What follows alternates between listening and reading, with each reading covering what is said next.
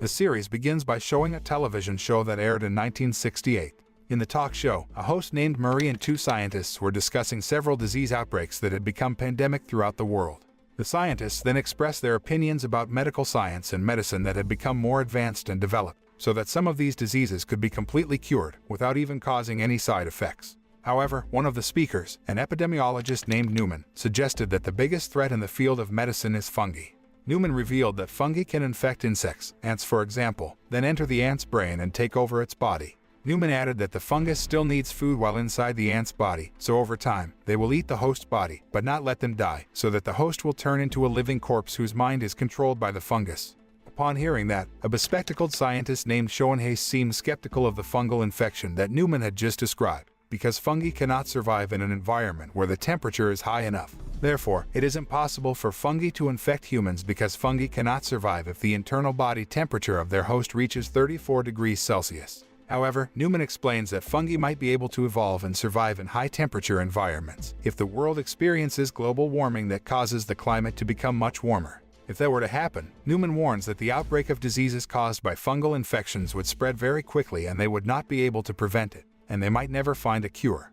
The scene then switches to 35 years later, in 2003, and shows a girl named Sarah who has just woken up and realizes that she has overslept. Sarah hurriedly wakes up her father and goes to the kitchen to make breakfast. Sarah had intended to make birthday pancakes for her father, Joel, who was having his birthday that day. But Joel forgot to buy pancake flour, so Sarah only cooked scrambled eggs for their breakfast.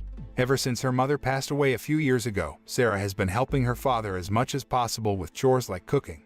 While the father and daughter were enjoying breakfast, Joel's younger brother, Tommy, appeared and opened the refrigerator to find something edible. Tommy is a former soldier who is still having trouble finding a job, so he still lives with Joel and Sarah in the house.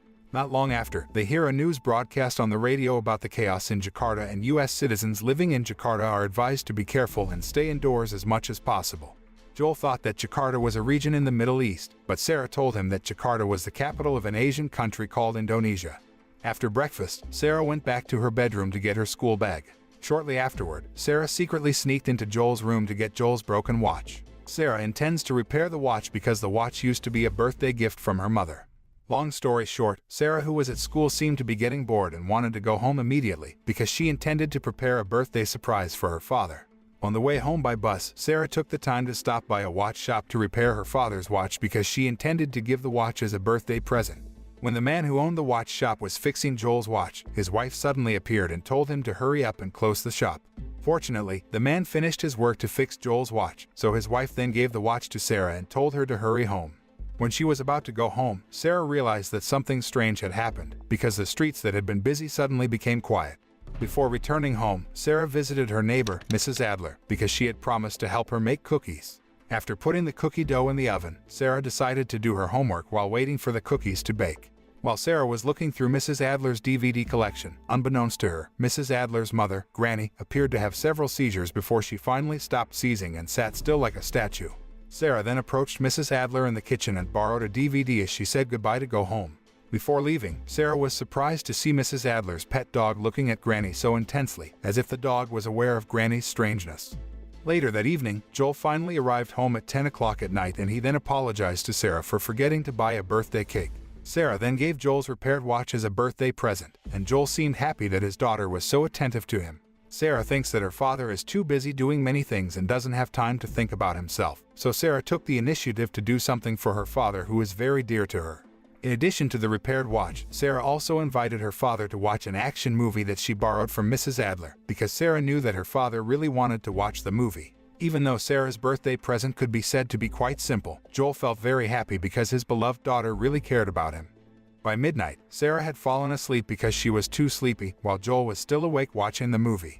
Shortly afterward, Joel got a phone call from Tommy, who told him that he was in jail and asked Joel to release him. Tommy explains that he was involved in a fight with a man who went crazy because the man suddenly attacked a waitress. Tommy tried to defend the waitress, but people reported the fight to the police, so he was thrown in jail. After taking Sarah to her bedroom, Joel then rushes to the police station to free Tommy from prison.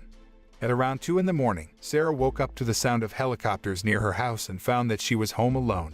While in the living room, Sarah saw an emergency broadcast on television that advised residents to stay at home. Sarah tried to figure out what was going on by changing channels, but all the channels were broadcasting the emergency broadcast. In the midst of her confusion, Sarah was startled by Mercy, Mrs. Adler's pet dog, who barked in front of her house and looked agitated as if the dog was asking Sarah for protection. Sarah rushed over to Mercy and tried to calm the dog down while walking to Mrs. Adler's house to take Mercy home. But unexpectedly, Mercy suddenly ran fast away from Mrs. Adler's house as if there was something scary in the house. Sarah, who felt curious about what really happened to Mrs. Adler, then ventured to enter Mrs. Adler's house and found a badly injured Mr. Adler who asked for help from her. Not only that, Sarah also saw Granny, who had turned into a zombie and was biting Mrs. Adler, who was lying on the floor. Sarah, who felt terrified, rushed out of Mrs. Adler's house because Granny had noticed her presence and tried to chase her. When Granny was about to attack Sarah, Joel and Tommy arrived in time to save her and managed to knock Granny down. Sarah looks shocked when she sees her father attack Granny with an adjustable wrench, but Joel then calms her down by saying that he has to do it or they will all be killed. Upon knowing that the situation was becoming increasingly chaotic, Tommy immediately told Joel and Sarah to get into the car because they had to leave the place quickly. In the car, Sarah asks her father about what exactly has happened, and Tommy tells Sarah that Granny and the crazy townspeople are infected with some kind of virus or parasite and causing chaos in the middle of the city. Joel intends to take his family to evacuate outside the city, but a severe traffic jam occurs on the highway due to the large number of residents who want to flee outside the city. So Joel tells Tommy to get out of the way and find an alternative road to the border. But unfortunately, the government had mobilized military forces to blockade the border so that none of the citizens could leave the city. Because the road they usually take to go to the border has been blockaded by military forces, Joel then tells Tommy to take an alternative road to the north. Tommy is initially reluctant to take the road because the area is a densely populated residential area, but Joel insists that they have no other way to get to the border other than that road. In an attempt to get to the border by going down the road, Joel and his family are caught in a mess that gets worse when a plane suddenly crashes near them and causes a violent explosion that turns their car upside down. After Joel manages to get Sarah out of the car, a police car suddenly crashes into their car and causes a blaze that separates Joel and Sarah from Tommy. Joel then told Tommy to go to the river first, while he and Sarah would find another way. Because Sarah's injuries did not allow her to walk, Joel carried Sarah while trying to find an alternative way to the river.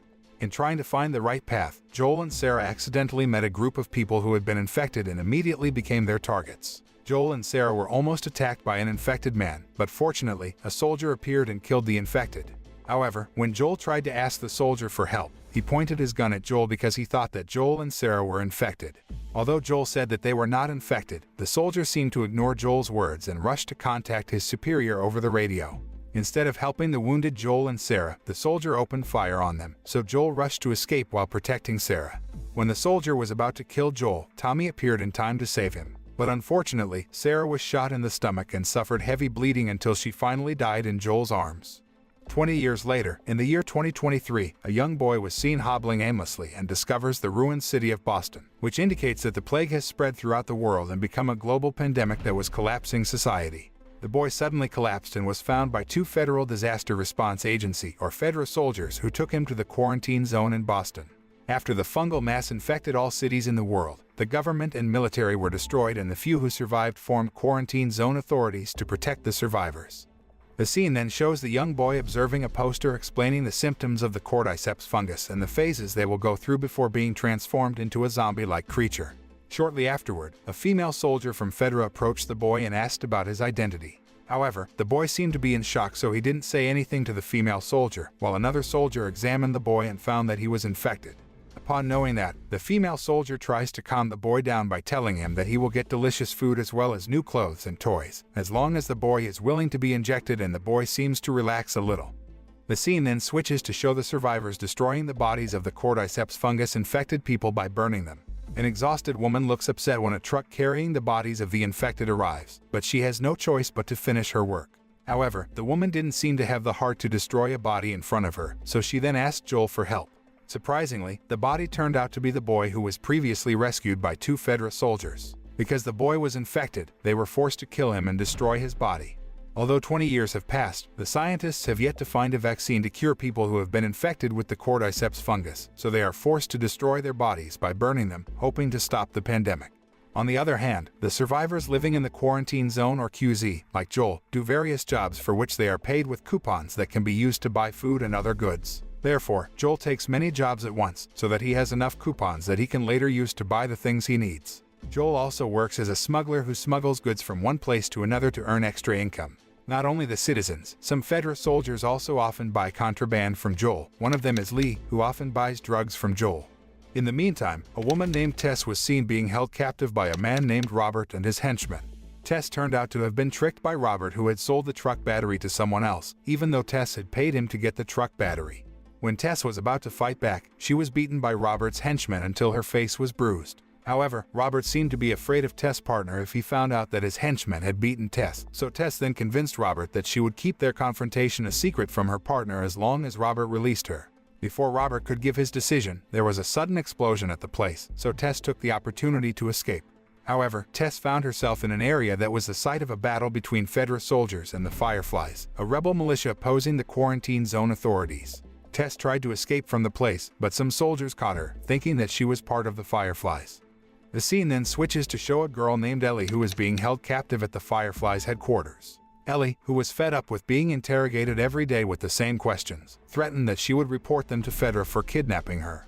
Meanwhile, Joel meets the radio communications officer to ask for news about Tommy, who hasn't returned to the quarantine zone for months. Joel looks worried about Tommy because Tommy usually sends messages to Joel via radio at least once a day to inform him about his condition. Joel then asked the radio communications officer for the location of the tower where Tommy was, as he intended to catch up with Tommy. Upon arriving home, a frustrated Joel planned to catch up with Tommy and prepared the items he would need for the trip. Tommy is Joel's only living relative after Joel tragically lost his beloved daughter, Sarah, 20 years ago. Therefore, Joel will do everything possible to find Tommy's whereabouts. The next day, Joel, who had just woken up, was very surprised to see Tess, whose face was bruised from being beaten by Robert's men. Tess then tells Joel that she didn't manage to get the truck battery, which Robert had sold to another party. Because they intend to use the battery to travel to find Tommy's whereabouts, Joel and Tess rush off to get the battery back. Meanwhile, at the Fireflies headquarters, a woman named Marlene, who is the leader of the Fireflies, was seen warning her subordinates about the Federal soldiers who were going to attack their headquarters. One of her subordinates named Kim then asked Marlene about Ellie because Marlene locked Ellie up in a room with a very tight guard, but Marlene never told them about Ellie. Upon hearing that, Marlene told her subordinates to prepare everything to face the attack from the Federal soldiers, while she told Kim to stay in the room. After her subordinates left the room, Marlene then gave a piece of paper to Kim, and Kim looked so surprised when she read the writing on the paper. Kim finally found out why Marlene was so protective of Ellie and fully supported whatever Marlene's plan was regarding Ellie. After giving directions to her subordinates, Marlene then met Ellie and told Ellie that Ellie should thank her because Marlene had ordered her subordinates not to kill Ellie. Ellie did not deny this, so she tried to be more polite to Marlene. Ellie seems surprised when Marlene calls her by her real name, which indicates that Marlene knows about Ellie's past, who was an orphan raised in a Federal shelter. Ellie then asks Marlene why she locked her up there and begs Marlene to release her. Ellie even tried to convince Marlene that she would not report Marlene and her subordinates to Fedra if Marlene released her. However, Marlene refuses to release Ellie because Ellie has something valuable inside her that might change the world for the better. Marlene then tells Ellie that they will take Ellie somewhere and tells Ellie to get ready. In the meantime, Joel and Tess get information about Robert selling the truck battery to the Fireflies, so they decide to infiltrate the Fireflies headquarters through an underground railroad tunnel and find the body of the infected attached to the wall and covered in mold, which indicates that he was infected years ago. Tess thought that he might have been infected and decided to enter the underground tunnel, but Joel assumed that he might have gotten infected inside the tunnel, so he told Tess to hurry up and leave. Tess and Joel finally found the secret door that led to the Fireflies headquarters, but to their surprise, Robert and his subordinates were killed in a shootout with the Fireflies soldiers. Tess, who found a truck battery near Robert's body, soon realized that the shootout happened because Robert intended to defraud the Fireflies by selling the broken truck battery. At the same time, Joel was suddenly surprised by Ellie, who tried to attack him with a knife, but Joel managed to avoid the attack. Marlene, who suffered a gunshot wound in a shootout incident against Robert and his subordinates, was surprised to see Joel and Tess at the Fireflies headquarters. Joel and Marlene apparently knew each other because Joel often worked with the Fireflies group. Upon knowing that Joel is a smuggler and has pretty good fighting and survival skills, Marlene then asked Joel to take Ellie to the Fireflies headquarters located in Massachusetts in exchange for a working truck. After a brief discussion with Tess, Joel finally accepted Marlene's offer and agreed to take Ellie to Massachusetts. Joel then took Ellie to his house and told Ellie to rest because they would be leaving at night, while Tess went outside to find the safest route they would use to sneak out of the quarantine zone. Later that evening, while Joel and Ellie were engaged in conversation, Tess finally arrived and told them to get ready as they would soon be leaving the quarantine zone. Joel and the others manage to sneak out through an underground passage, but unfortunately, they accidentally run into Lee, who was on duty at the time.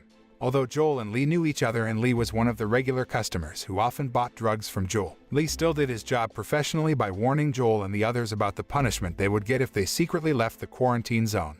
Joel tried to convince Lee to let them go by offering Lee the drugs for free, but Lee insisted that he would still follow the established procedures by conducting checks on the three of them. Upon hearing that, Ellie looked panicked and agitated, as if she was hiding something from them. When Lee examined Ellie, Ellie suddenly attacked Lee, so Lee immediately pointed his gun at Ellie and threatened to shoot her. Joel, who saw Lee threatening Ellie with a gun, then tried to protect Ellie and asked Lee to put down his gun. However, Lee refused to lower his gun, so they got into an argument, which then reminded Joel of the incident 20 years ago, when a soldier threatened him and Sarah with a gun because he thought they were infected. Joel suddenly attacked Lee and beat him until he lost control, but Tess finally managed to stop Joel by showing that Ellie had been infected. Upon knowing that, Tess and Joel looked shocked and thought that Marlene had deceived them. However, Ellie tries to convince them that she's been infected for 3 weeks and claims that she's immune because she didn't show any symptoms after being infected with the cordyceps fungus. Even though Joel and Tess have learned that Ellie has been infected with the cordyceps fungus, they choose to continue their mission to escort Ellie to Massachusetts before the Federal soldiers arrive to arrest them. The scene then switches to the past and shows the atmosphere in Jakarta before the global pandemic that devastated human civilization. One day, 2 Indonesian national soldiers are seen entering a restaurant to meet a middle-aged woman named Ratna and take her somewhere. During the car ride, Ratna tries to confirm her identity to the soldiers, and a general named Hidayat mentions that Ratna is a mycology professor at the University of Indonesia and tells her about the critical situation they are facing. Upon arriving at a heavily guarded facility, Ratna was taken to a lab and asked to examine the specimen they had prepared. Ratna immediately examined the specimen under a microscope, and it didn't take long for her to confirm that the specimen was Ophiocordyceps. Ratna then asked why they were using chlorazole to prepare the slides. Hidayat told her that they were using chlorazole in preparation for taking samples from the human body. Since Ratna told Hidayat that cordyceps could not survive on the human body, they told her to wear full protective clothing and took her to a quarantine room to examine the body of a woman who had been shot dead. With Hidayat's direction, Ratna immediately examined the bite marks on the victim's body that appeared to have mutated, and asked Hidayat if the bites were really human bites, which Hidayat confirmed.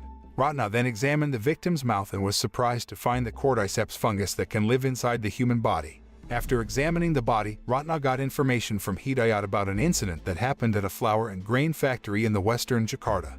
30 hours ago, a female worker suddenly lost control and committed an anarchic act by biting her co-workers. The other workers then locked the woman in the bathroom and called the police. However, the police were forced to shoot her dead as she became increasingly violent and tried to attack them. Not only that, her co-workers who were previously bitten by her suddenly became aggressive, just like her, leaving the police with no choice but to shoot them dead before there was any chaos. Upon hearing that, Ratna looked shocked and asked Hidayat about the condition of the other workers. Hidayat then informs her that 14 workers suddenly disappeared and they are still searching for them. Ratna became so frightened that her hands trembled as she realized the gravity of the situation. Hidayat then revealed his purpose for bringing Ratna to the facility, as he intended to assign Ratna to make medicine and vaccines in case the infection caused by the cordyceps fungus spread in Jakarta. However, Ratna emphasized that in all the time she has been doing her job as a mycologist, she has never once found a cure for the infection caused by the cordyceps fungus. Therefore, it is impossible for her to create a vaccine to stop the spread of the infection. Hidayat was visibly shocked by her statement, and in desperation, he asked her about other ways to solve the problem. Surprisingly, Ratna suggested that the Indonesian government should bomb Jakarta and everyone in it, hoping that it would slow down the spread of the infection caused by the cordyceps fungus. With tears in her eyes, Ratna begged Hidayat to take her home, as she hoped to spend the rest of her life with her beloved family before things got worse. In the present, Ellie, who had just woken up, then realized that morning had come. But unexpectedly, Joel pointed his gun at Ellie and threatened to kill her because Ellie had been infected with the cordyceps fungus. However, Ellie seemed to be used to dealing with situations where everyone was trying to kill her, so she then explained to Joel and Tess that she was immune because the bite marks on her hands showed no worsening symptoms, even though she had been bitten 3 weeks ago. Ellie also added that Marlene found her in a bitten state, but Marlene decided not to kill her. Marlene then conducted several tests and isolated Ellie to observe her, and determine whether Ellie would transform into a zombie-like creature like the others. Over time, Ellie showed no symptoms of being infected with the cordyceps fungus, leading Marlene to conclude that Ellie was, somehow, immune to the infection. After revealing the truth to Joel and Tess, Ellie then asked their permission to go to the toilet.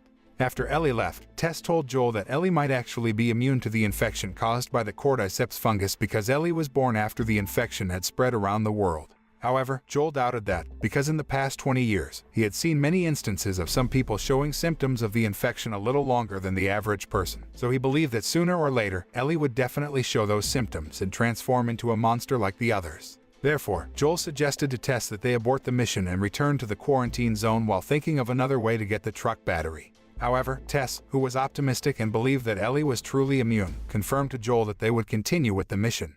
Shortly afterward, Tess informs Ellie that they will continue their journey and tells Ellie to have breakfast while offering Ellie a snack. However, Ellie declined the offer and said that Marlene had brought food for her, so that she would not starve along the way. Upon seeing the food that Marlene had prepared for Ellie, Tess realized that Ellie was an important asset to the Fireflies, so Tess became even more convinced that Ellie was truly immune.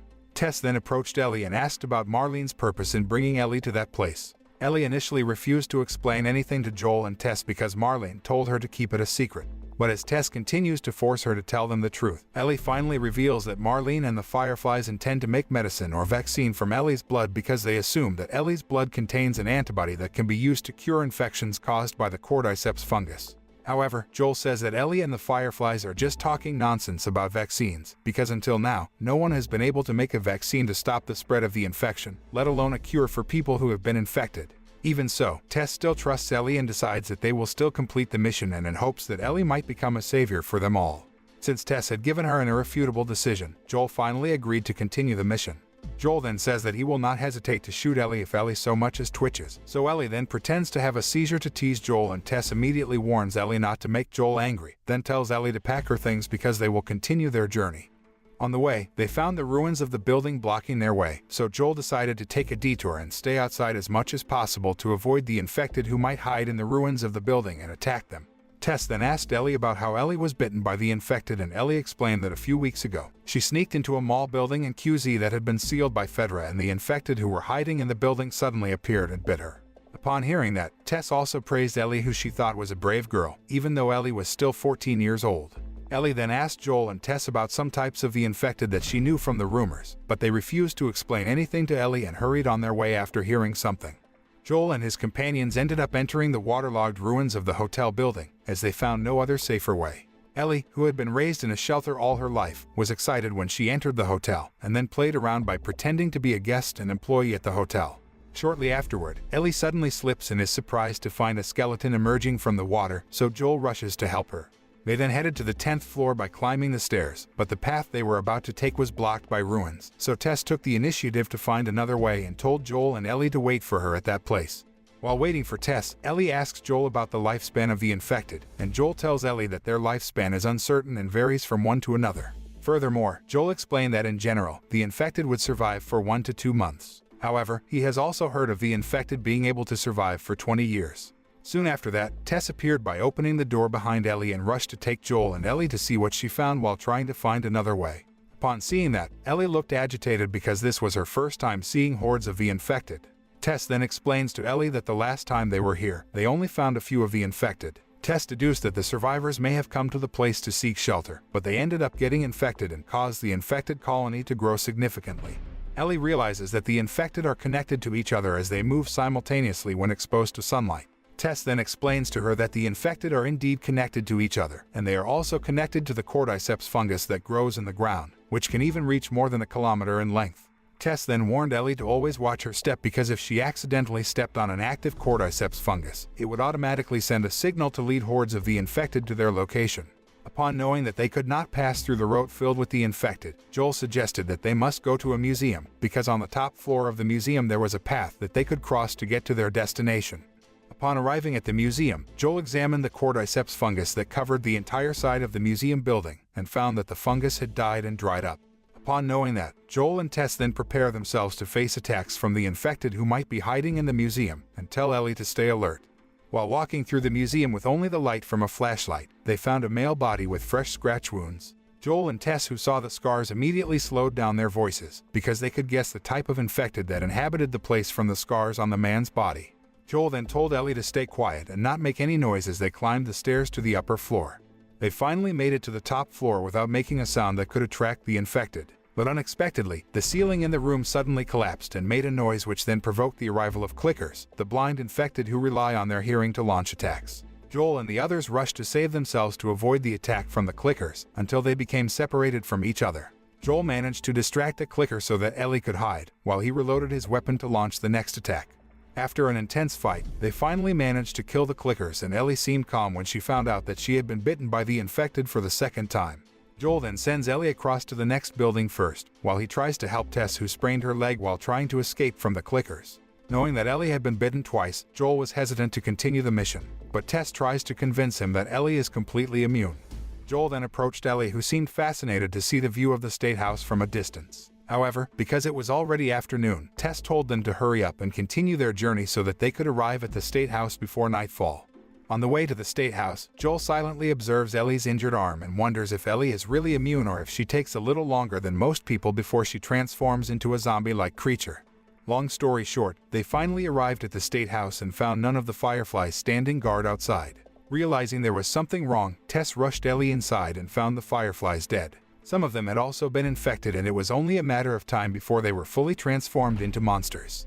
Upon knowing that, Tess immediately became panicked and rushed to find a clue, map or radio, so that they could immediately hand over Ellie and get their reward. Seeing Tess outraged that their mission was not going according to plan, Joel and Ellie immediately concluded that Tess was infected. Tess finally shows the bite marks on her neck and explains that she was bitten by the clicker while trying to escape from the museum. Tess then had Ellie show her bite marks, and it was clear that the bite marks had faded, which indicated that Ellie was immune. Trembling, Tess then asks Joel to take Ellie to their allies, Bill and Frank, who are located in Lincoln, Massachusetts. Tess begs Joel to protect Ellie as her last request, as Ellie is the only real hope for Joel and the other survivors to stop the pandemic. Joel seems indecisive, but he knows that he has no choice but to continue the mission and escort Ellie to the Fireflies. At the same time, an infected man suddenly rose up and was about to attack them, but Joel managed to kill him. But unfortunately, the man had touched an active cordyceps fungus, which sent a signal indicating their location to hordes of the infected, so Joel told them to hurry up and leave the place. However, Tess decided to sacrifice herself by blowing up the building, so that Joel and Ellie could save themselves. After Tess prepares the explosives to destroy the herd of the infected that will soon come to attack the place, Tess then tells Joel to keep Ellie alive. Soon after that, Joel and Ellie finally made it out of the building, right before Tess blew herself up with the infected swarming around her. Sometime later, Joel and Ellie continued their journey and decided to rest in a forest. Joel then went to the river to clean himself, and he still looked devastated by the loss of Tess, who was his partner for the past few years. When Joel returned, he found Ellie, who had woken up, and the girl also still seemed devastated by Tess's death.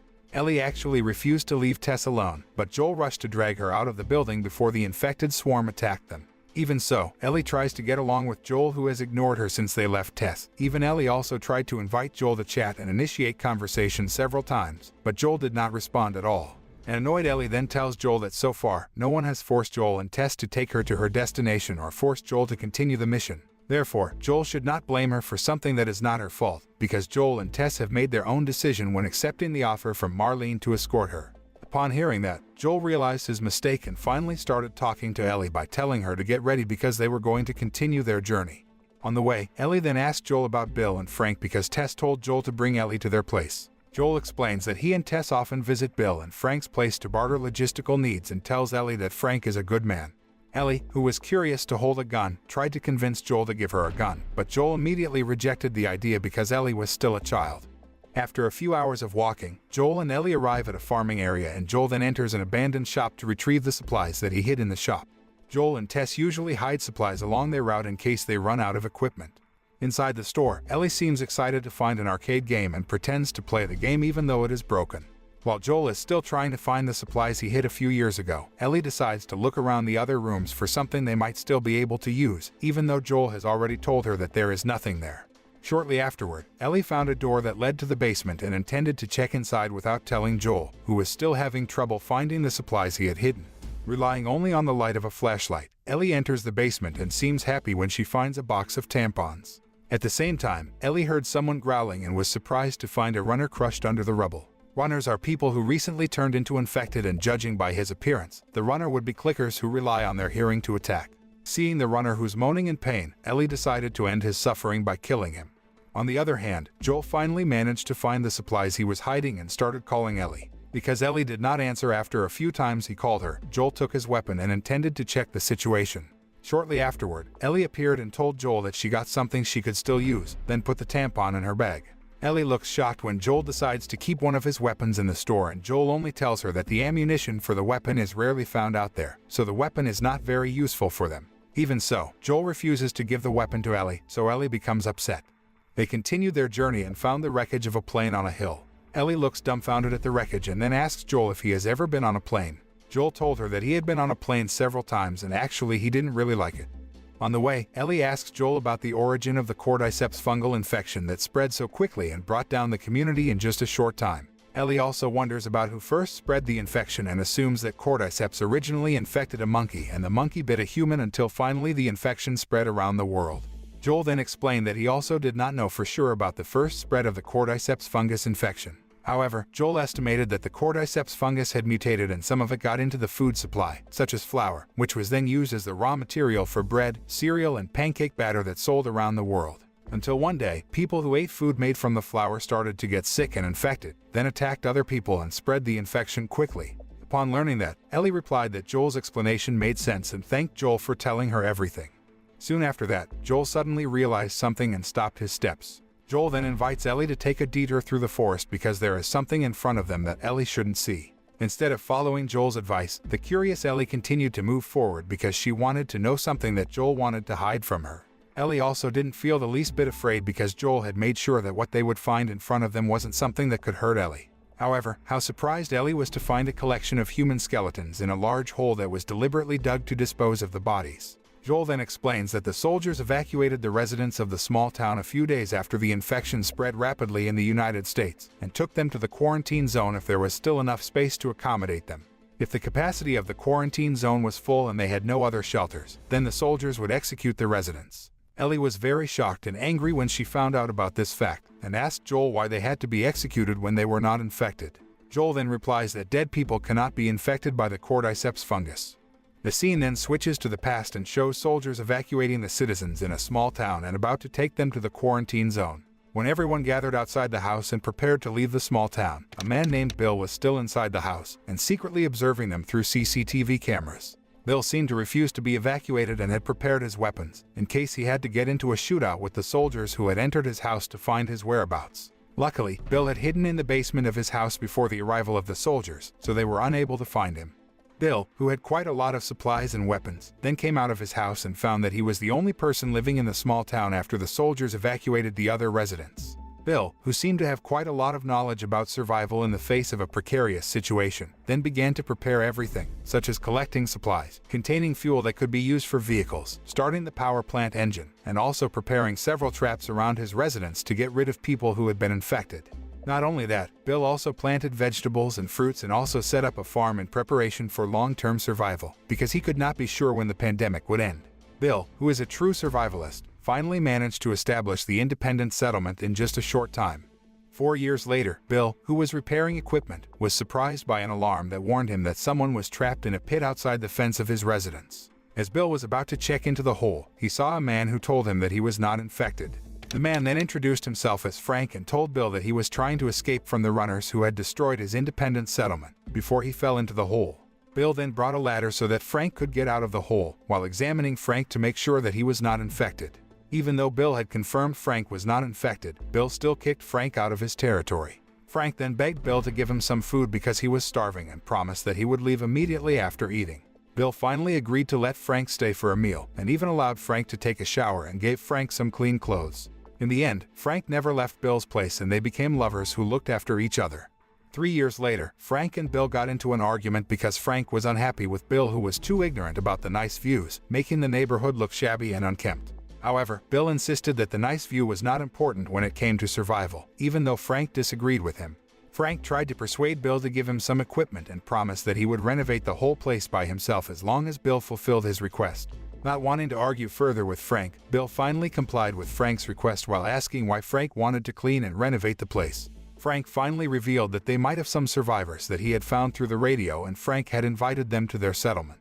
Apparently, the survivors found by Frank were Joel and Tess, who then came to visit their place to enjoy a delicious lunch with a beautiful view, which Joel and Tess could not find in the quarantine zone.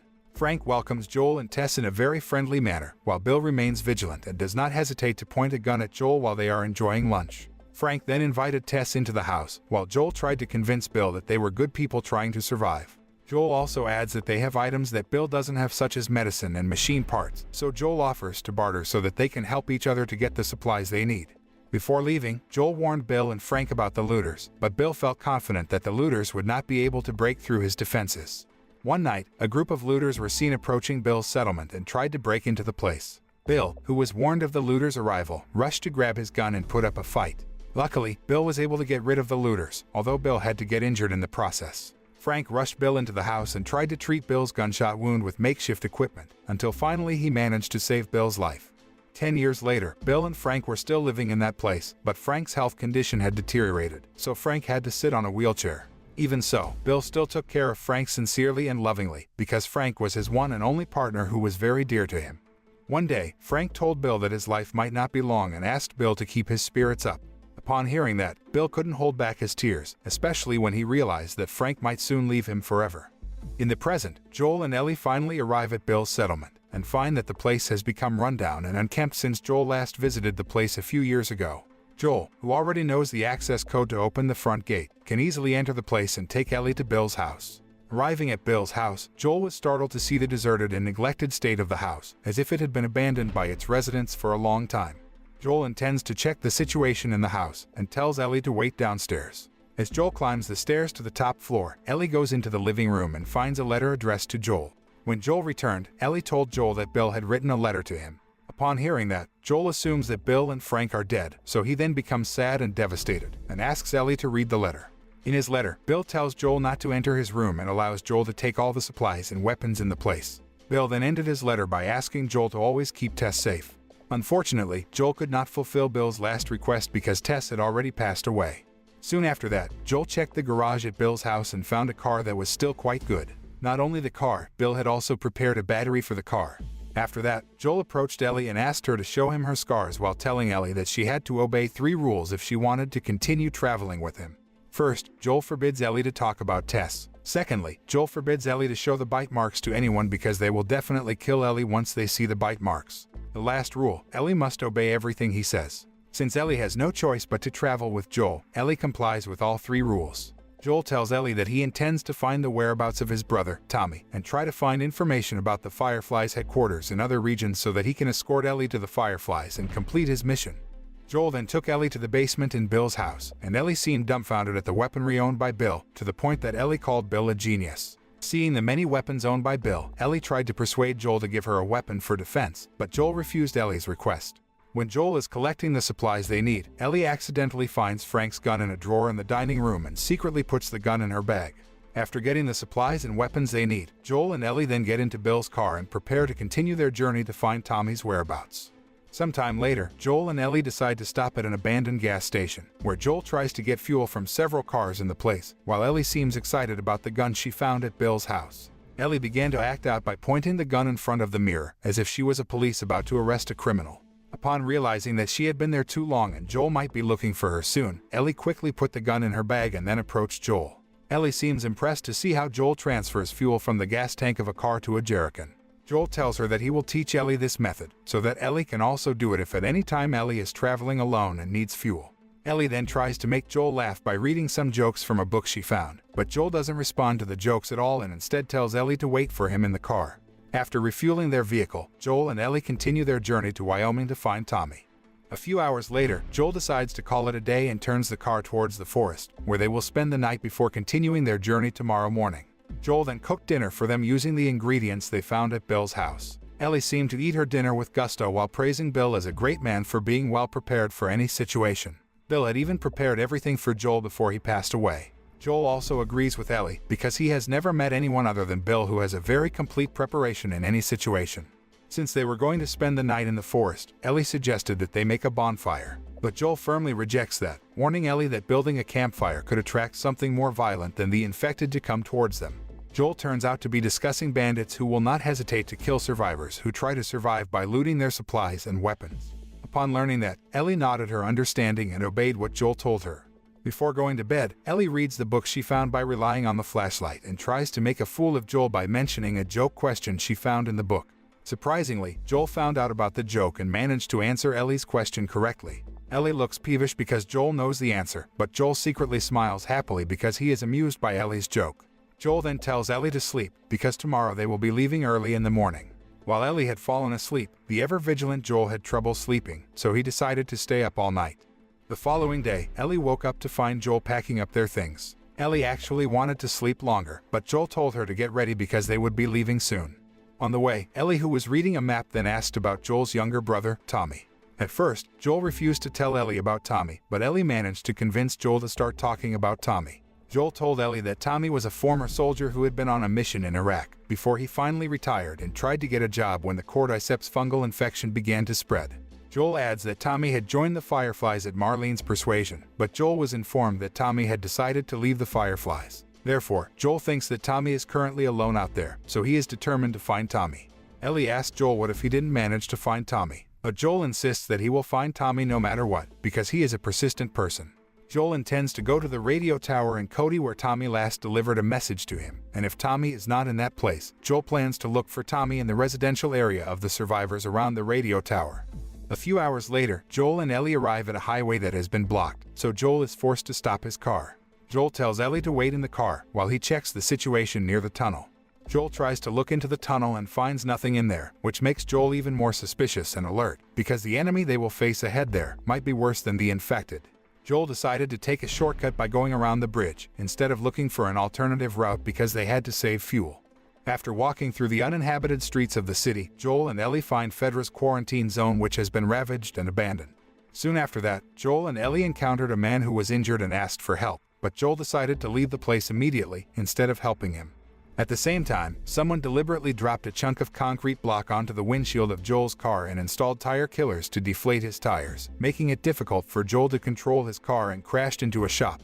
Joel, who had predicted that the city had been overrun by bandits, immediately grabbed his gun and told Ellie to hide while he would fight the bandits. Joel managed to knock out several bandits, but a bandit named Brian took advantage of the opportunity to approach Joel secretly when Joel was involved in a shootout against his group. At the same time, Ellie saw Brian trying to kill Joel, so she then ventured to shoot at Brian using Frank's gun. The wounded Brian begged Ellie not to kill him, even he also offered supplies if Ellie spared his life. Joel seemed surprised to see Ellie holding a gun, so he got up and asked Ellie to hand over the gun to him, then told Ellie to return to her hiding place. Ellie, who was still in shock because this was her first time using a firearm, then heard Brian scream just before Joel killed him. Shortly afterward, Joel immediately takes Ellie to leave the place and find a hiding place before Brian's comrades arrive to take revenge on them. The scene then switches and shows a woman named Kathleen, who is the leader of a revolutionary movement in Kansas City that houses Brian and his comrades. Kathleen is seen interrogating an old man named Eldelsine for information on the whereabouts of a man named Henry Burrell who killed her brother. Although Eldelsine has confirmed that he has no knowledge of Henry's whereabouts, Kathleen believes that Eldelsine is deliberately lying to her to protect Henry. Kathleen did not even hesitate to put her gun to Eldelsein's head in order to get information about Henry. Not getting any information from Eldelsine, Kathleen then went outside and found Brian and his comrades who were killed. Kathleen then asked her right-hand man, Perry, about the killer, and Perry informed her that the killer was probably the Outsiders, because his team found a vehicle full of goods and confirmed that the vehicle did not belong to Fedra, even though they were heavily supplied. Upon learning that, Kathleen then made a statement to her followers by saying that the death of Brian and his comrades was Henry's doing and ordered them to kill anyone who was not part of their group without exception. Soon after that, Perry led an armed force to conduct a house-to-house hunt to find the Outsiders who had caused Brian and his comrades to lose their lives. On the other hand, Joel and Ellie, who were hiding in an abandoned bar, soon learned that they were being hunted by a revolutionary group calling themselves the People. Joel and Ellie intend to hide in a tall building a few blocks away, but they have to wait until the situation becomes safe enough for them to start moving towards the building. While waiting, Joel discusses the actions taken by Ellie to help him and explains to Ellie that he deliberately prohibited Ellie from carrying a weapon, because he did not want Ellie to feel guilty and burdened after hurting others with the weapon. Ellie does not deny that initially she felt shocked and could not stem her tears. However, Ellie then revealed to Joel that this was not the first time she had hurt someone else. Although her feelings are uncertain after hurting or killing others, Ellie thinks that they have no choice but to make this difficult decision in order to save themselves and also the people they care about. Upon hearing that, Joel realizes that Ellie is mature enough to make a decision, so he hands Frank's gun back to Ellie and lets her use it to defend herself. Ellie seemed happy that Joel finally allowed her to use a firearm, especially since Joel also taught her the right way to use the gun. After making sure that the situation was safe enough for them to move, Joel immediately told Ellie to get ready because they would soon leave the place. In the meantime, Perry approached Kathleen and showed her an attic that was thought to be Henry's hiding place before he left the place because he ran out of food supplies. Kathleen then concluded that Henry must be planning to steal their food supplies, so she then ordered Perry to increase security at the food supply warehouse. Perry then took Kathleen to a room where the ground seemed to be pulsating and cracking open. Perry, worried about their safety, advised Kathleen to reveal it to everyone and lead the evacuation to a safer place. However, Kathleen didn't seem to care much about the cracks, as their top priority was to find Henry and the outsiders who had killed Brian and his comrades. Before leaving, Kathleen ordered Perry to close the building and tighten the guard, so that no one could infiltrate the place for their own safety. Meanwhile, Joel and Ellie finally arrive at a tall building that they will use as a hideout. However, Joel soon becomes exhausted when he has to climb the stairs because the building has more than 30 floors and the elevator has not worked since the building was abandoned. Since Joel no longer had the energy to climb the stairs, they decided to hide in a room on the 33rd floor. Joel then told Ellie to tidy up the place they were going to sleep in, while he scattered broken glass near the doors and windows in case someone snuck into the place. However, Ellie seems to doubt that, because she realizes that Joel's right side hearing is impaired, so Joel might not be able to hear well. Before going to bed, Joel and Ellie had a conversation and Ellie tried to make a fool of Joel by asking a joke question. This time, Ellie manages to fool Joel with the joke and they both end up laughing together, which indicates that Joel and Ellie are becoming closer. In the middle of the night, Joel and Ellie, who have just woken up, are surprised by the appearance of Henry and his younger brother, Sam, who point their guns at Joel and Ellie. The scene then switches and shows the situation in Kansas City 11 days before Joel and Ellie's arrival. At that time, a group of revolutionary rebels who called themselves the People were seen celebrating their victory because they managed to defeat the Federal soldiers and take over Kansas City from the authority. However, in the midst of the night's festivities, Henry and his younger brother, Sam, were seen hiding from the revolutionary rebels who were targeting them. Henry tries to calm the deaf Sam by using sign language, then takes Sam to hurry to leave the place. On the other hand, Kathleen manages to gather several people who conspired with Fedra and locked them up.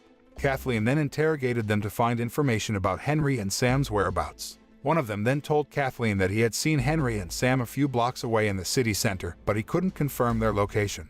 Upon hearing that, Kathleen immediately ordered Perry to mobilize the troops to go to the center of the city and comb all the blocks to find Henry and Sam's whereabouts. However, Perry told Kathleen that the search would be quite difficult because they were short of personnel. Even so, Kathleen doesn't seem to care and insists that they must find Henry and Sam's whereabouts immediately and execute the brothers in front of everyone. Meanwhile, Henry took Sam to an abandoned building to meet Edelstein, who was waiting for them. Edelstein then takes Henry and Sam to the attic that will be their hiding place for the time being, and provides food supplies for a few days until they find a way out that is safe enough to leave the city. Edelstein told Henry that he could only steal some canned food from the food supply warehouse and failed to get the bullets requested by Henry because they had a very tight guard at the armory. Henry didn't seem to mind and told Edelstein that as much as possible, he didn't want to get into a firefight with the rebels because their escape plan would be done secretly by sneaking through the waterways under the city. Henry also estimated that they could at least survive for 11 days with the food supplies they currently had. Henry then approached Sam, who was cowering in the corner of the room, and tried to reassure Sam that the place was very safe for them, so Sam no longer needed to be afraid. Henry also gave a pack of crayons to Sam, who had a hobby of drawing, to make Sam happy. 10 days later, Henry watches outside through the window and finds the rebels still patrolling the streets of Kansas City on the orders of Kathleen, who is ambitious to capture him. On the other hand, Sam starts to starve as their food supply is running out, but Henry asks him to be patient while waiting for Edelstein, who has not returned since a few days ago. At night, Henry, who was desperate because Edelstein had not returned and assumed that he had been captured by the rebels, decided to leave the place. The following day, Henry woke Sam up and told him that Edelstein would not return, so they had to leave the place to find food supplies. Sam, worried about the old man, asked Henry if Edelstein was dead. Henry replied that Edelstein had probably been captured by the rebels and executed, so he could not return to them. Sam looked sad to hear this, but Henry immediately hugged his beloved brother and tried to calm Sam down, saying that he would always protect Sam and would never leave Sam no matter what. Henry then applied paint around Sam's eyes, hoping that it would make Sam feel better because Henry wanted Sam to become a superhero like Sam's dream all this time. As they were about to leave the building, Henry and Sam were surprised by the gunfire outside, so they decided to wait inside until it was safe. Henry tries to find out about what really happened and sees the rebels involved in a shootout with the outsider, who is none other than Joel. Henry, who saw Joel's ability in a fight, then got an idea and told Sam that there was a slight change of plan. On the other hand, Edelstein was apparently captured by the rebels and was being interrogated by Kathleen, who asked about the whereabouts of Henry and Sam. However, Edelstein chose to remain silent by telling Kathleen that he was completely unaware of Henry and Sam's whereabouts. At the same time, Kathleen gets news of a shootout that kills several rebels, then becomes angry and concludes that Henry, somehow, got help from the outsiders, so she then returns to Edelstein's prison cell and shoots the old man dead for conspiring with Henry.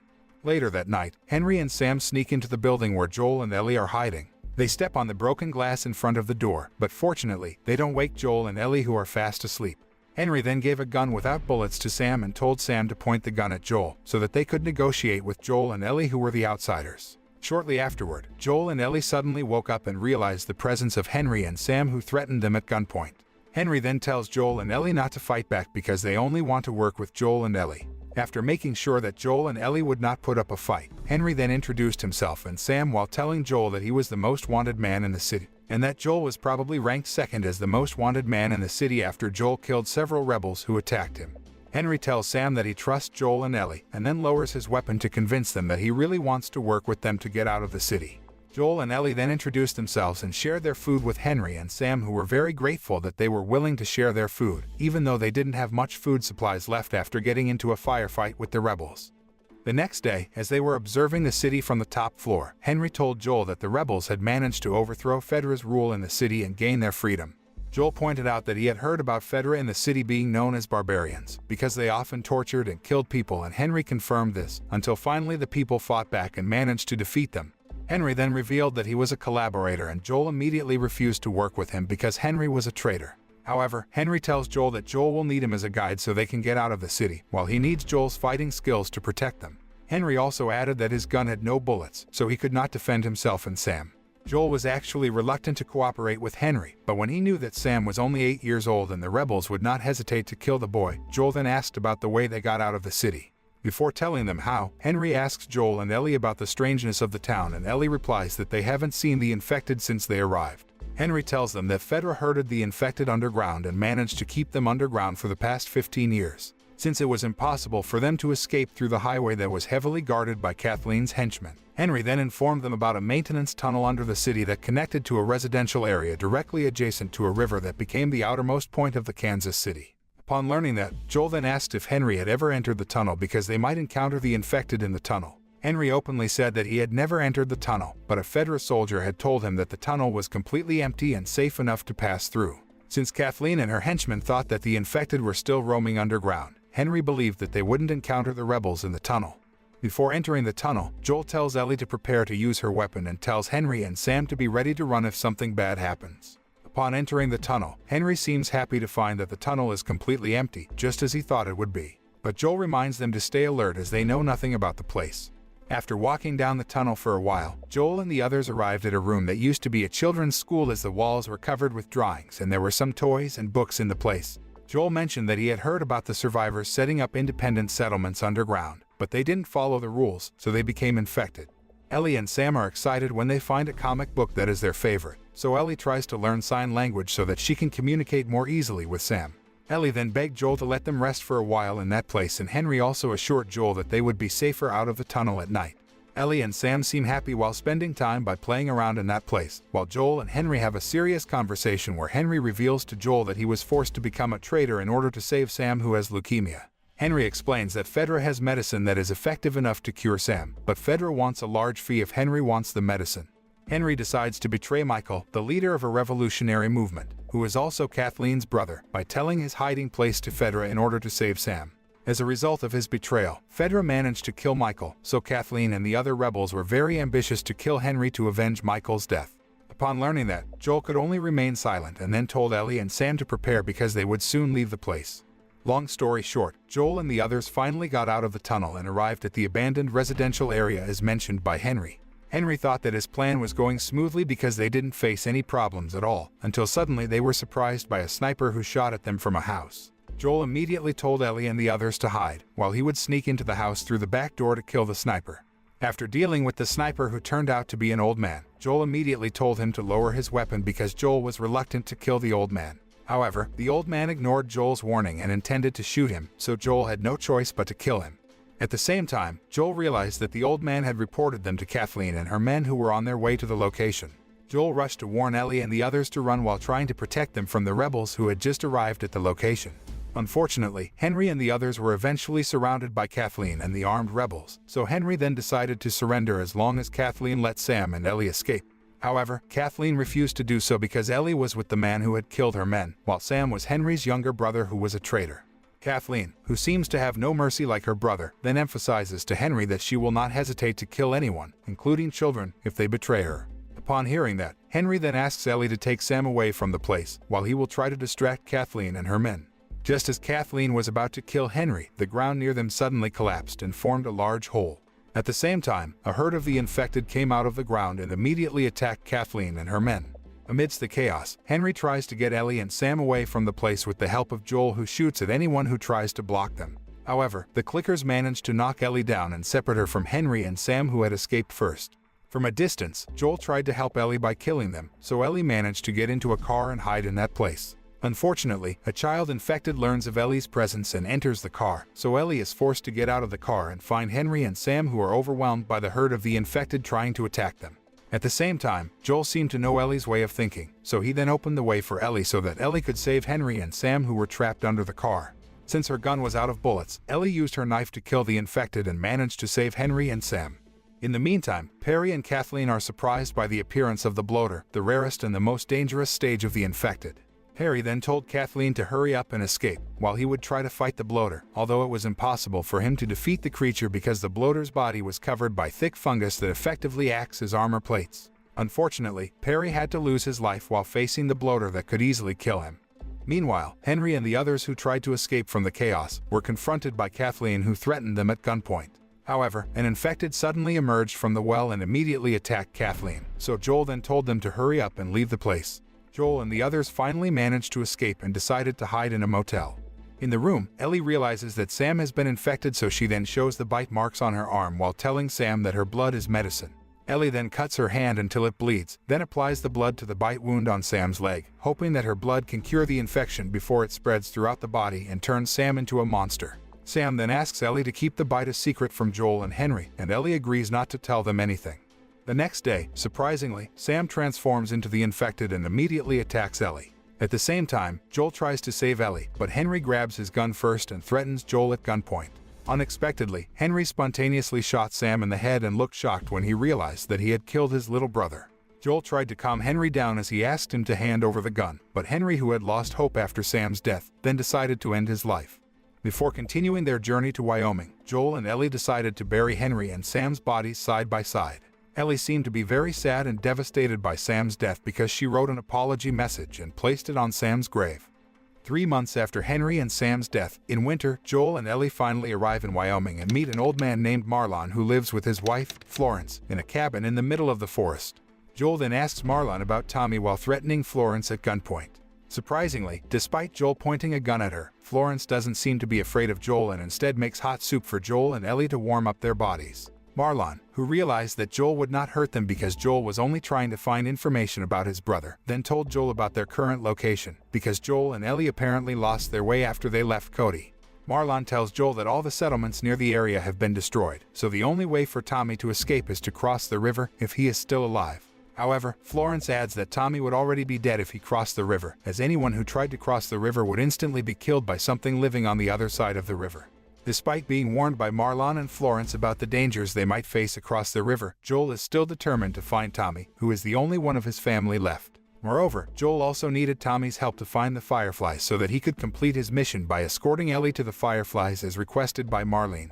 Unexpectedly, Joel suddenly had a panic attack that made him short of breath and remembered the painful trauma in the past. Ellie then asked about Joel's condition, who seemed to be holding pain in his chest, but Joel managed to convince Ellie that he was fine, so they then continued their journey to the river.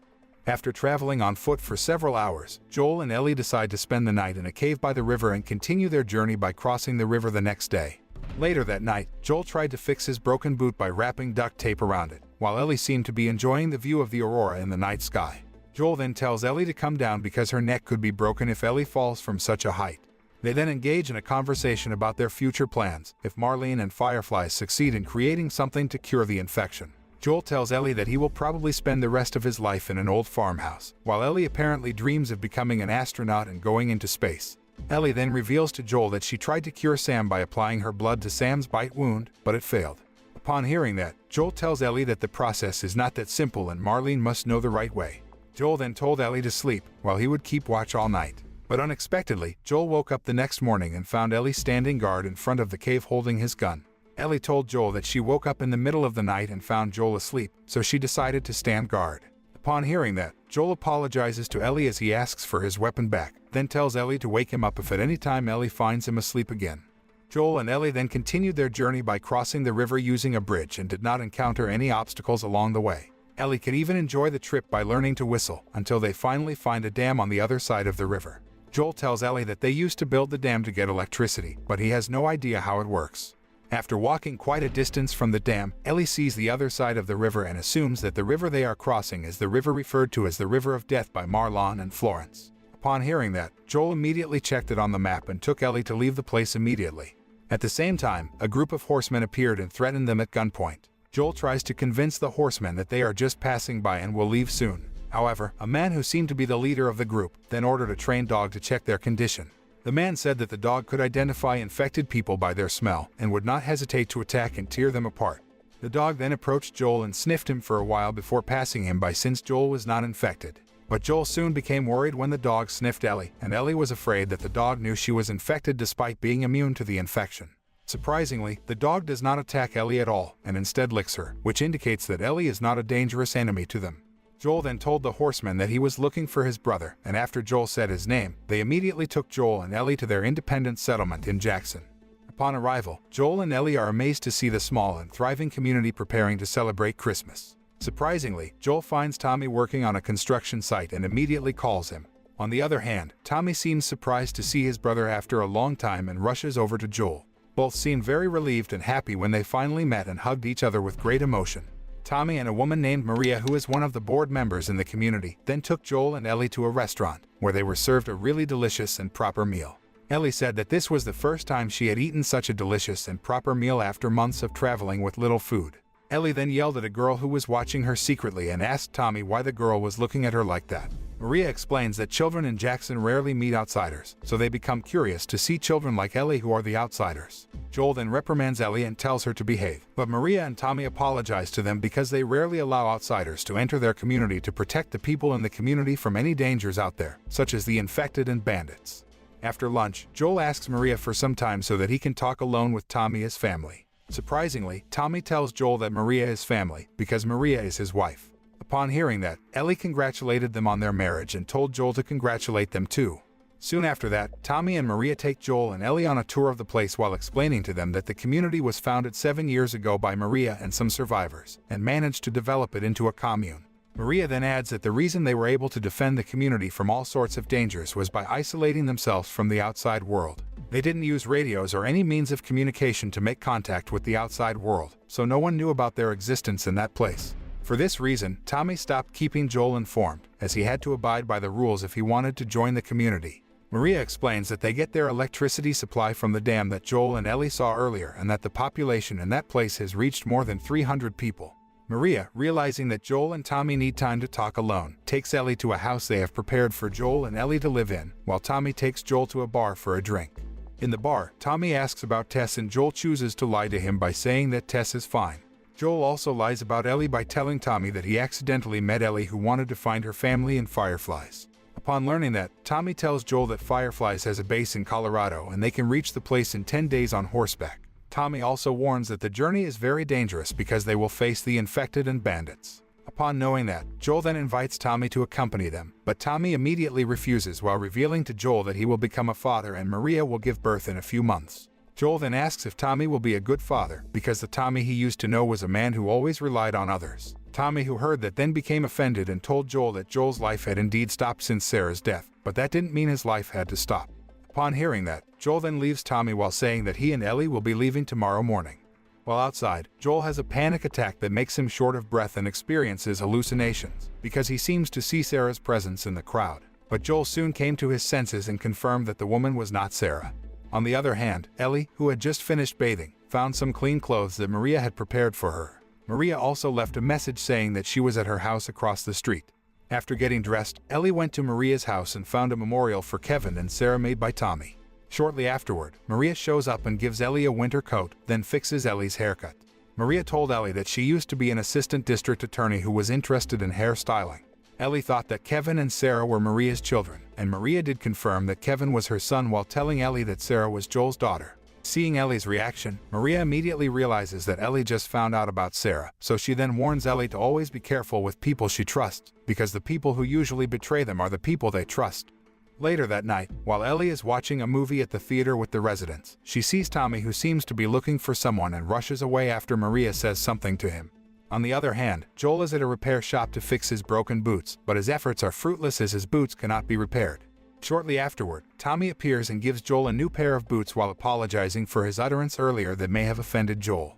Joel then reveals to Tommy that Ellie is immune to infection, as she was bitten months ago and has shown no symptoms. Joel also tells Tommy about Tess sacrificing herself to protect Ellie and also the incident in Kansas City where Ellie saved his life. With teary eyes, Joel tells Tommy that he has become weak due to his age, making it impossible for him to keep Ellie safe.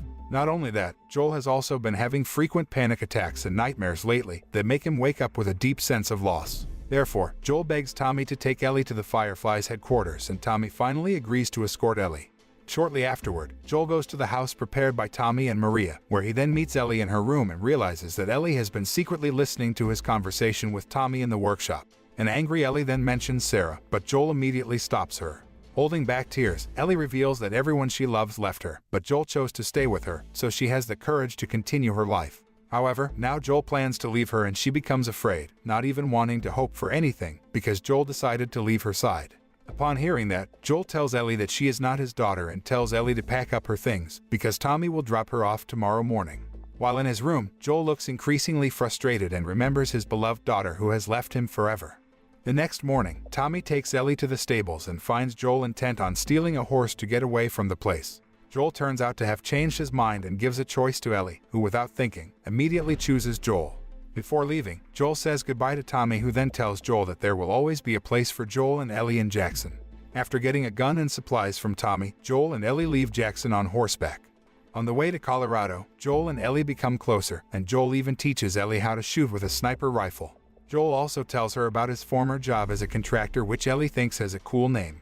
Soon after that, Joel and Ellie finally arrived in Colorado and rushed to a university that was used as a base by the Fireflies. Upon entering the base, Joel and Ellie didn't find any Fireflies, as if they were in a hurry to leave the place. Joel tried to look for clues in the place and concluded that the Fireflies might have moved to Salt Lake City. At the same time, Joel and Ellie found a group of people outside and believed that they were the bandits Tommy had mentioned. Joel and Ellie then sneak out through the back door, but unfortunately, one of the bandits learns of their presence and immediately attacks Joel. Joel manages to dodge the attack and is able to kill the man, although he gets a stab wound in the process. Shortly after, the bandits who heard the commotion immediately arrived, so Ellie told Joel to get on a horse and escape from the place, while Ellie tried to dissuade them by shooting at them blindly. Joel and Ellie finally managed to avoid the bandits' pursuit, but Joel suddenly collapsed and fell off their horse, leaving Ellie unsure how to proceed.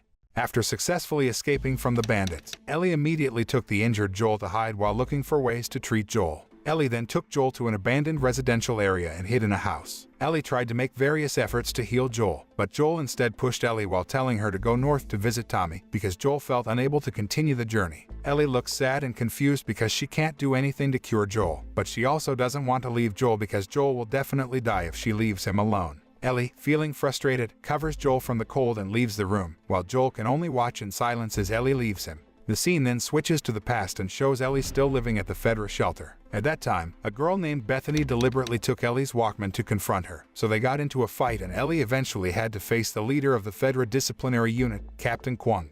Ellie argued that Bethany started the fight by confronting her first, but Kwong couldn't blame Bethany as the girl was undergoing treatment at the clinic after receiving 15 stitches from her fight with Ellie. Kwong regrets Ellie's recent bad behavior because Ellie is actually a smart girl and has quite a skill. Kwang told Ellie that if she continued to behave badly, then she would only become a lowly soldier who had to do a lot of useless work and receive annoying orders from the patrol leaders. Therefore, Kwang advises Ellie to start behaving well and obeying the rules because with Ellie's intelligence and skills, Kwang can guarantee that Ellie will become a federal officer who will get a better place to live and give any orders to the lowly soldiers. Kwang added that Ellie had the soul of a leader in her and believed that one day, Ellie would be a great leader who would unite them all. Upon hearing that, Ellie chooses to obey Kwang's words, and before leaving, she asks Kwang to return her Walkman. Later that night, Ellie, who is still upset at Bethany for confronting her by offending her best friend, tries to reduce her upset by reading a book. However, since Ellie lives in a shelter, she has to abide by the curfew rules, so she turns off the lights and goes to bed. In the middle of the night, a sleeping Ellie is startled by the appearance of her best friend, Riley, who Ellie thought was dead because Riley had been gone for 3 weeks. Riley, who noticed that Ellie had a bruise on her eye, then asked about the person who had caused the bruise, and saying that she would beat that person up. Ellie replied that she was involved in a fight with Bethany and Riley didn't need to bother beating Bethany up because she had already beaten her up. Ellie then asked Riley about where she had been for the past 3 weeks, and Ellie was surprised when Riley told her that she had joined Firefly. Ellie initially thought that Riley was joking, but after Riley showed her the firearm she got from Firefly, Ellie finally realized that her best friend had really joined the rebel group. Riley said that she would explain everything to Ellie, but she asked Ellie to go with her for a few hours and assured Ellie that Ellie would have the best night of her life. Ellie, who had promised Kwang to abide by the rules, immediately refused Riley's invitation, especially since she had to undergo training tomorrow morning. But Riley managed to convince Ellie, so Ellie finally agreed to go with Riley. After successfully escaping from the Fedra shelter, Riley then takes Ellie into an abandoned building where they find the body of a man. Ellie thought that the man deliberately ended his life by mixing drugs into his alcoholic drink, although Riley disagreed with her, because Riley thought that the man might not have intended to end his life and was accidentally killed when mixing the drug into his drink. As Ellie picked up the bottle of alcohol, the floor in front of them suddenly collapsed, dropping the man's body to the floor below them. Ellie and Riley quickly fled the scene with the man's bottle of alcohol. Once on the roof of the building, Ellie and Riley decided to taste the alcoholic beverage, and both agreed that it tasted quite good. As they were about to move on, Ellie asked Riley about her real reason for joining Firefly. Riley told Ellie that a few weeks ago, when she snuck out of the Fedra shelter, she met a woman in her 40s who was the leader of Firefly, who was none other than Marlene. Marlene told Riley that she was impressed with Riley's sneaking skills and asked Riley what she thought of Fedra. After Riley told her that she hated Fedra, Marlene then offered Riley to join Firefly, and Riley immediately accepted the offer. Ellie and Riley then continued their journey by jumping over the rooftops of buildings in the area, until they finally arrived at an abandoned mall building which was their destination. Ellie initially refused to enter because the mall had been sealed by Fedra, which indicated that the infected might still be hiding inside the mall. However, Riley convinced Ellie that the place was safe enough for them, so Ellie then followed Riley into the mall building. Riley then told Ellie to enter the mall lobby first, while she would turn on the electricity. Arriving at the lobby, Ellie was astonished to see the flickering lights that illuminated the entire mall building, because this was the first time in her life to visit a mall, even though the mall had been permanently closed. Ellie then asked Riley about the lights that might attract the attention of people and also Fedra. However, Riley assured Ellie that they were totally safe because the mall building was like a big bunker, so no one would know but the two of them. Shortly afterward, Riley takes Ellie to ride the escalator, and Ellie looks so excited because she has never ridden an escalator in her life. Riley then tells Ellie that they don't have much time, so she then takes Ellie to walk through the mall building, where Ellie wonders why some stores seem empty, while others are still full of goods. Riley explained that when the outbreak occurred, people started looting by taking the things they needed the most, until the military finally closed the place. After walking for a while, Riley asked Ellie to close her eyes and took Ellie to the playground where there was a carousel ride. Ellie looked astonished to see the ride, especially after Riley turned on the carousel machine and told Ellie to get on the ride. As they ride the carousel, Ellie realizes that Riley is hiding something and tells her to come clean. Riley finally reveals that she will turn 17 next month, and Kwang has given her the task of supervising people who do waste work. Therefore, Riley decided to join Firefly. Riley says that Ellie will probably get a better job in the future because Ellie is a smart girl. Riley then invited Ellie to take a photo together at the photo box machine.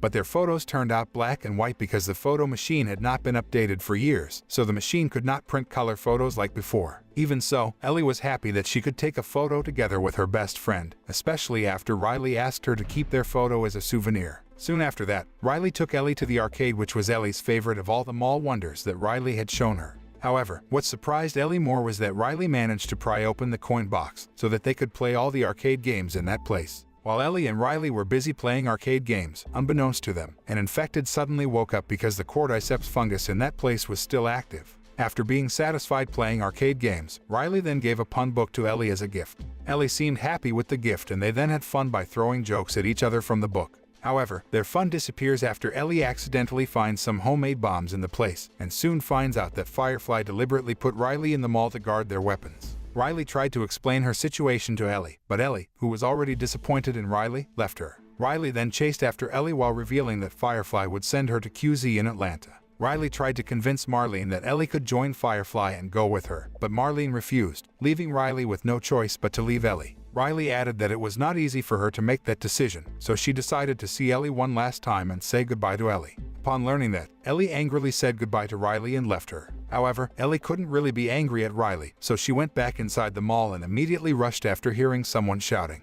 Unexpectedly, the shouting was just a game that Riley had prepared as a surprise, because she believed that Ellie would definitely come back to her. Riley then apologized to Ellie and the two of them made up. To celebrate their friendship, Riley invites Ellie to dance and Ellie then begs Riley not to leave her and kisses her. However, in the middle of this happy moment, they were suddenly surprised by the appearance of an infected, so Riley immediately pulled out her gun and told Ellie to hurry up and run away. But their efforts to escape were in vain as the infected caught up with them and made Riley collapse unconscious, while Ellie tried to fight back by stabbing the infected several times. At the same time, Riley, who was already conscious, then tried to help Ellie, and they finally managed to defeat the infected after Ellie stabbed his head with her knife. Unfortunately, Ellie and Riley, who thought that they would spend their last night together happily, had to face the fact that they had both been bitten by the infected. In the present, Ellie apparently decided to stay with Joel and tried to find anything she could use to treat Joel's wound in the house. Ellie finally found a needle and a roll of thread, then rushed back to Joel's place to stitch up his wound. A few days later, Ellie managed to stop Joel's bleeding, but Joel's condition was not fully stabilized because he still needed medicine to restore his condition.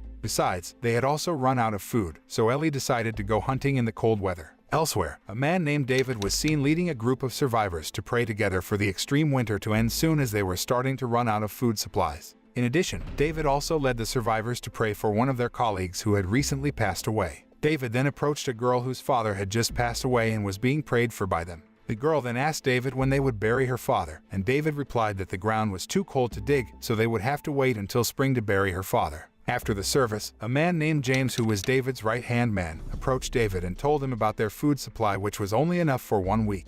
Upon hearing that, David then invited James to go hunting, although it seemed quite impossible to find the prey in extreme cold weather. Meanwhile, Ellie, who was hunting alone, saw a rabbit among the trees, so she then aimed her gun to shoot the rabbit. Unfortunately, Ellie stumbled and accidentally startled the rabbit, so it ran away. Ellie, who was upset about losing her quarry, then continued her journey through the forest, until Ellie finally saw a deer. Without waiting long, Ellie immediately aimed her rifle, then shot the deer. But unexpectedly, the deer managed to escape even though Ellie managed to injure the deer. On the other hand, James and David found a deer that had died of blood loss and intended to take the deer. But at the same time, Ellie appeared and immediately pointed her gun at them while telling them to drop their weapons. David tried to negotiate with Ellie, who finally agreed to give some of the venison to them, as long as they gave her the medicines for Joel. Upon hearing that, David then told James to go back to the town to get the medicines that Ellie needed. While James went to get the medicines, Ellie told David to retreat so that she could secure the situation by emptying David and James' weapons. Ellie then tells David to bring the deer to a nearby hut, where they then light a bonfire to warm themselves in the cold weather. David tries to open the conversation by asking Ellie's identity, but Ellie refuses to reveal anything about herself to anyone else. David then told the story of how he and his group escaped from QZ in Pittsburgh when Firefly and Fedra were fighting. They tried to settle down somewhere, but the looters attacked their hideout several times, so they had no choice but to move from place to place. David added that this year's winter had been cruel as crops were not growing and animal prey was hard to find, making it difficult for them to find anything to eat, even though their food supplies had run out. David, frustrated that he had the responsibility of feeding his group, sent 4 men to a nearby town to find anything edible. But unfortunately, only 3 of them made it back safely, as one of them, a man named Alec, was killed by a man who, according to information, was traveling with a little girl. Upon hearing that, Ellie immediately realized that Alec was one of the bandits who attacked Joel at the University of Colorado.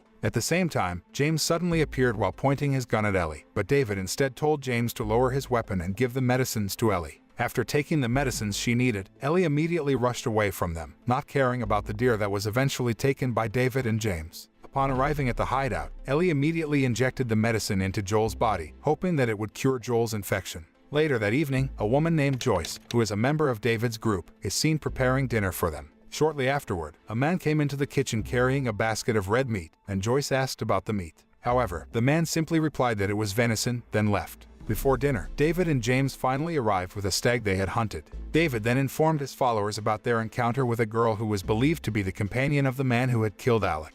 After David said that he would gather some people to hunt them down the next day, he and his group then enjoyed their dinner. The following day, Ellie seemed relieved to find out that Joel's condition had stabilized, so she then injected the drug to speed up his recovery. When Ellie checked the situation around the area, she saw David and his group who were searching the residential area to find the whereabouts of Ellie and Joel. Upon knowing that David and his group intended to take revenge for Alec's death, Ellie rushed back to the hideout to take Joel away. However, because Joel was still weak and his condition was not yet possible to continue the journey, Ellie then gave a knife to Joel to defend himself, while she would try to distract David and his group to keep them away from Joel. By riding a horse, Ellie managed to distract David and his group to get away from Joel's location. Unfortunately, James managed to knock Ellie unconscious. As James prepares to kill Ellie, David suddenly comes to stop him because he intends to take Ellie home with him. David then carried Ellie and told James and the others to find Joel's whereabouts and kill him. When James and the others searched the area, one of them managed to find Joel's hiding place. At the same time, Joel, who heard the arrival of someone, tried to get up and stab the man in the throat so as not to make a noise that could attract the attention of his comrades. Joel, who has recovered, then rushes to find Ellie's whereabouts by attacking James' gang one by one and torturing them so that they reveal Ellie's location. Because Joel tortured them, one of David's followers finally informed Joel that Ellie was still alive and was currently in a town called Silver Lake, which was the location of their community. On the other hand, upon arrival at Silver Lake, David immediately locked up Ellie, who has regained consciousness, and continued to urge Ellie to reveal her real identity. David, who was annoyed that Ellie still insisted on keeping her identity a secret, then told Ellie that she was now alone because Joel was dead. Ellie looked shocked to hear that, but she refused to give up and tried to escape from the place after David left her alone. When Ellie tried to pry off the hinges of the cage door, she accidentally found pieces of a human body lying on the floor. Upon seeing that, Ellie was very shocked and frightened because David and his group turned out to be cannibals and thought that they would make her their food. Soon after that, David appeared while bringing food for Ellie and he realized that Ellie had found out their secret. David argued that he was forced to do so to feed his group who were starving because their food supply had run out. But Ellie refused to listen to any of David's excuses because the actions carried out by David and his followers were very cruel. David admitted that he did have a cruel heart, but he could tell that Ellie also had a cruel heart. David tries to convince Ellie by saying that Ellie is a smart and loyal girl, as well as a natural leader, which is what has kept Ellie alive all this time. David then offered Ellie to join him to lead the group and Ellie seemed interested in joining David, so Ellie then asked about Joel's fate. David finally reveals that his followers are still looking for Joel's whereabouts, and he tells Ellie that he can tell them to let Joel go if Ellie is willing to join his group. Ellie then walked up to David and her demeanor was enough to convince David that she would really join his group. Surprisingly, Ellie turned out to be just acting to trick David, and used the opportunity to break David's fingers while trying to grab the key that David was holding. However, Ellie's efforts were fruitless as David then attacked Ellie by banging her face into the confinement cell until Ellie let go of his hand. In the meantime, Joel, who had gotten information about Ellie's whereabouts, finally arrived at Silver Lake and found the warehouse where David and his followers hid Ellie's belongings and also the bodies of the people they made into food. Meanwhile, a furious David then called James to get Ellie out of the cage, but Ellie fought back by biting David's hand, so David was even more furious and intended to dismember her body. When they were about to kill her, Ellie then revealed that she had been infected and told David to check the bite marks on her arm. Upon seeing that, James was hesitant to make Ellie as their meal, but David didn't seem to believe Ellie's words because Ellie should have transformed into a zombie if she really was infected. Seeing James and David off guard, Ellie seized the opportunity to grab a butcher knife to slash James' throat and rush to escape from David, who then shot at her. Ellie tried to escape from the place, but she found that David had locked the doors, so Ellie tried to burn the place down. While running away from David, Ellie took a knife and waited for the right time to attack David from behind. Ellie managed to stab David in the stomach, but David then dropped her and kicked her. When David was about to kill her, Ellie swiftly grabbed the knife lying near her to knock David down, then stabbed David multiple times. Ellie finally made it out of the place and reunited with Joel. Joel tries to calm the shocked and frightened Ellie by hugging her and telling her that Ellie will be fine, and they then leave the place. The scene then switches to the past and shows a pregnant woman named Anna who's trying to escape from an infected chasing her. Anna managed to reach a farmhouse and tried to call for help, but there was no one in the house, so Anna rushed upstairs and hid in a room. Anna, who was approaching labor, tried her best to fight off the infected who were trying to attack her while enduring the pain of giving birth to her baby. A few minutes after Anna killed the infected, she finally managed to give birth to a baby girl whom she named Ellie. Unfortunately, Anna soon realized that she had been bitten, so she rushed to cut Ellie's umbilical cord before the infection spread. Later that night, Marlene and the Fireflies, who were trying to locate Anna, finally found Anna and her baby girl at the farmhouse. Anna then told Marlene that her baby was not infected because she had cut her baby's umbilical cord before being bitten by the infected.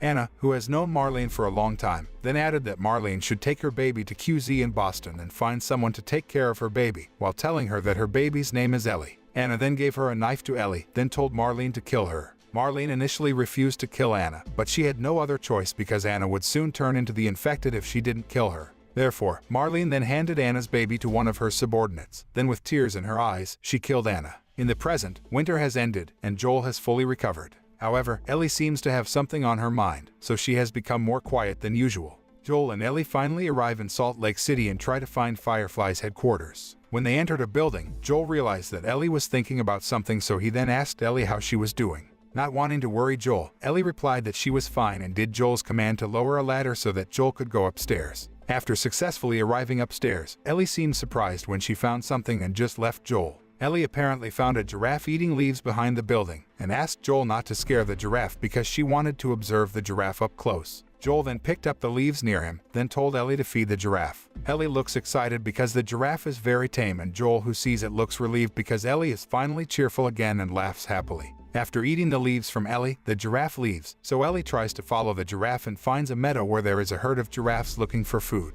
Ellie and Joel then have a deep conversation about their plans after everything is over, which Ellie intends to follow Joel wherever Joel goes, because for Ellie, Joel is the only person who is most precious to her right now. After they walk through the city on foot for several hours, Joel and Ellie finally arrive at the former emergency medical camp set up by the soldiers a few days after the outbreak.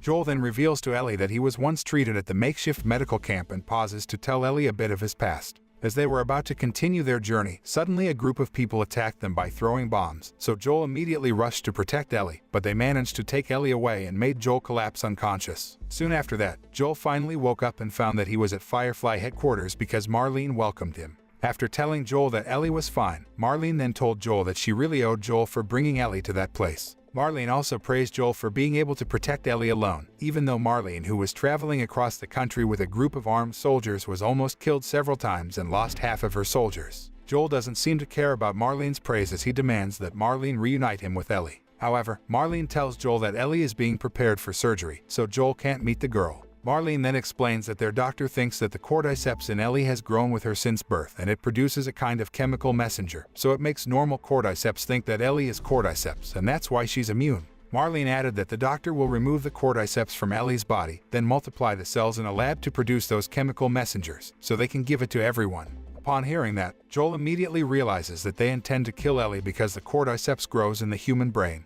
Joel then tells Marlene to find someone else because he doesn't want them to sacrifice Ellie, but Marlene insists that no one else has the same condition as Ellie, so she has no choice but to take the risk even though she has promised Anna to always protect Ellie. Joel tried to fight back, but one of Marlene's men managed to knock Joel down. Upon seeing that, Marlene then apologized to Joel and then gave Ellie's knife to one of her subordinates while ordering her subordinates to take Joel away from the place, and emphasized to them not to hesitate to kill Joel if Joel tried to fight back. While being let out of the medical facility, Joel then took the opportunity to attack Marlene's subordinates and easily defeated them. Shortly afterward, Joel went through every room on the floor and managed to kill several fireflies while trying to find Ellie's whereabouts before they operated on her, which could cost Ellie her life. Arriving at the operating room, Joel immediately kills the doctor who is about to operate on Ellie and tells the nurses to unhook her and cover Ellie's injured arm with a bandage. Joel then picked up Ellie and took her away from the place by taking the elevator. However, when Joel arrived at the parking lot, Marlene confronted him while pointing a gun at him. Marlene tries to convince Joel to hand over Ellie so they can save the world because Ellie is their only hope. Marlene also adds that Ellie will definitely do the same because she also wants to save the world, even though the only way to do that is by sacrificing her life. Joel was initially hesitant, but he finally chose to save Ellie and kill Marlene.